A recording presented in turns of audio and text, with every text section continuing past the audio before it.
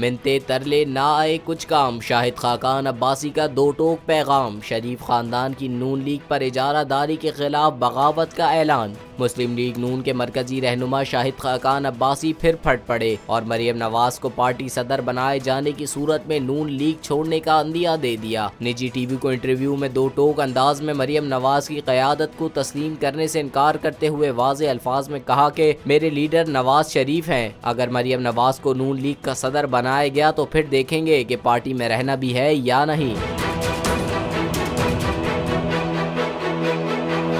साबिक वज़ीर आज़म ने कहा कि जब 2019 में शहबाज शरीफ को गिरफ्तार किया गया था तो मुझे नून लीग का नायब सदर बनाया गया था। जब मरियम नवाज को लीडरशिप पोजीशन देते हुए पार्टी का चीफ ऑर्गेनाइजर बनाया गया तो मैंने उसी वक्त पार्टी सदर को अपना इस्तीफा भिजवा दिया था और कहा था कि मैं मजीद इस ओहदे पर काम नहीं कर सकता। शाहिद खाकान अब्बासी ने कहा कि बर्दाश्त दो तरफा होती है, एक तरफा नहीं। मरियम नवाज से बदमज़गी हो सकती थी, इसलिए पार्टी ओहदे से इस्तीफा दे दिया। नवाज शरीफ से पुराना रिश्ता और दोस्ती है, ये ताल्लुक मरियम नवाज के साथ कायम नहीं हो सकता।